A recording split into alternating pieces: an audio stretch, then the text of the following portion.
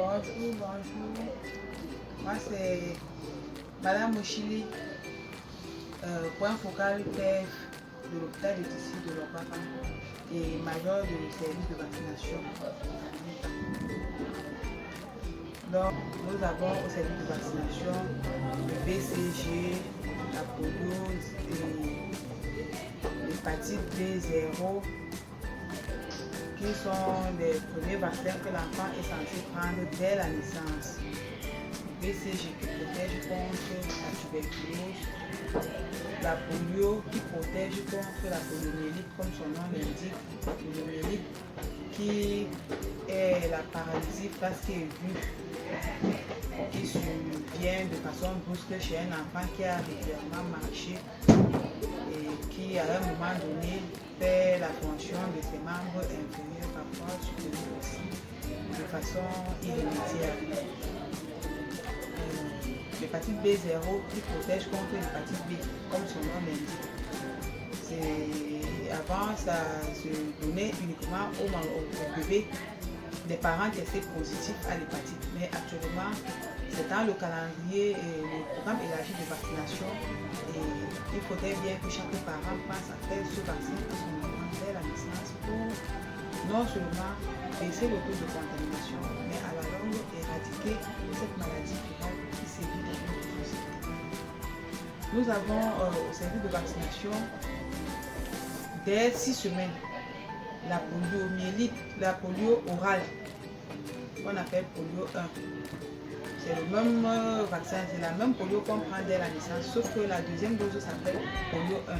Nous avons le penta 1, qui est la combinaison de la diphtérie, tétanos, coqueluche, hémophilus influenza de type B, l'hépatite B. Et nous avons le pneumo 13, qui protège contre 13 infections, 13 germes pouvant causer des infections. Et nous avons aussi le rotavirus, qui est le vaccin qui protège contre les diarrhées à rotavirus. Donc à 6 semaines, l'enfant prend ces 4 vaccins. À 10 semaines aussi, l'enfant prend les mêmes 4 vaccins qu'on va cette fois appeler polio 2, penta 2, pneumo 13 3 et rota 3. À 14 semaines, qui est l'équivalent de 3 mois et demi, l'enfant prend ces mêmes vaccins, sauf que le rota est remplacé par le VPI, qui est le vaccin polio injectable.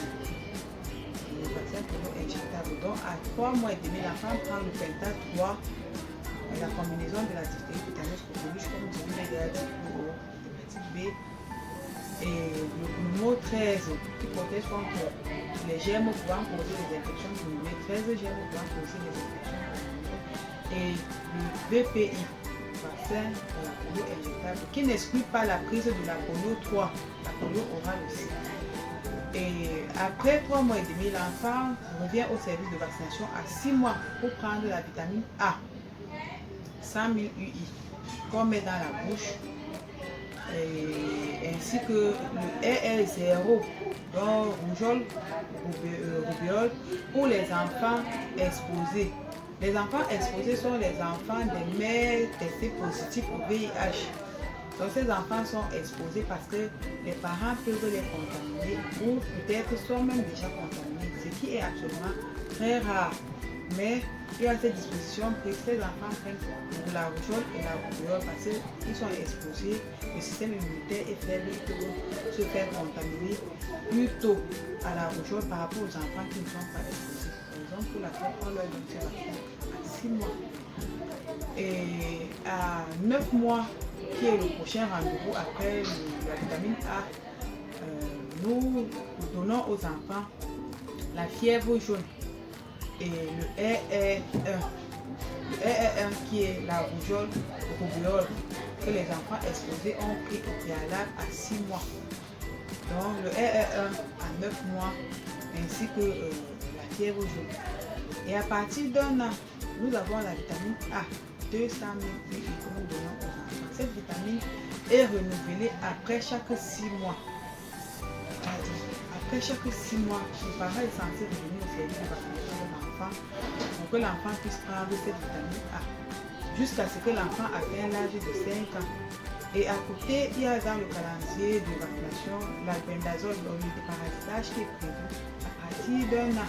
Donc chaque enfant, chaque parent est censé déparasiter ses enfants dès l'âge d'un an. Après chaque 3 mois, on est censé déparasiter l'enfant à partir de l'âge d'un an, je précise encore. Et après 9 mois, après un an, nous avons le RR2. Le RR2, rougeole, rougeole 2, qu'on donne gratuitement au service de vaccination. Et après ça, nous avons le vaccin contre le cancer du col de l'utérus, qu'on a appelé HPV, au nom de Gardasil, que nous donnons aux enfants, les filles particulièrement, à partir de 9 ans jusqu'à 14 ans, les filles vierges. C'est très important à préciser. Toute fille de 9 à 14 ans qui n'est pas encore sexuellement active est censée passer au service de vaccination accompagnée du parent ou non, prendre son vaccin contre le cancer du col de l'utérus, ce qui est gratuit. Et ça se prend comme suit. La première dose à J0 dans le premier jour. La deuxième dose est censée être prise 2 mois après la première dose. Et la troisième dose, 6 mois après la deuxième dose. 0,5 minutes.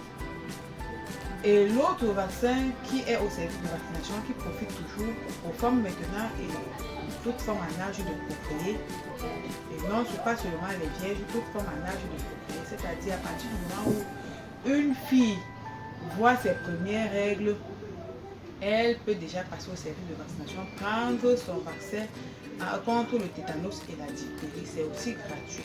Et ça se prend sur 2 ans, 6 mois. La première dose à J0, c'est-à-dire le premier jour qu'elle se présente. La deuxième dose, 1 mois après. La troisième dose, 6 mois après la deuxième dose. La quatrième dose, 1 an après la troisième dose. Et la cinquième dose, 1 an après la quatrième dose. Et la femme ou la fille en âge de procréer est protégée contre le tétanos diphtérie toute la vie. Donc voilà nos différents produits que nous avons au service de vaccination.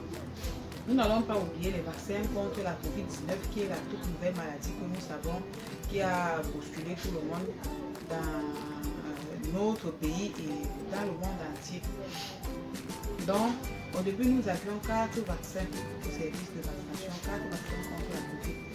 Le vaccin Pfizer, le vaccin Johnson, Sinopharm et AstraZeneca. Mais depuis pratiquement 4 à 5 mois, nous n'avons que le vaccin Johnson et Sinopharm à notre disposition. Donc, Sinopharm se prend comme suit. La première dose se prend 0,5 mg le premier jour.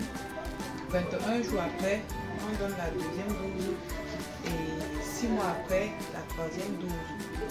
Pour Johnson qui est considéré comme un vaccin à dose unique, nous donnons la première dose à J0 quand l'intéressé se présente. Et l'intéressé est censé prendre la deuxième dose qui est considérée comme une dose booster 6 mois après la première dose. Mais déjà quand l'usager vient prendre sa première dose, il est censé prendre son certificat de vaccination 14 jours après la vaccination. 14 jours après la vaccination selon les recommandations. Donc nous sommes disponibles pour je ne suis pas seul au service de vaccination.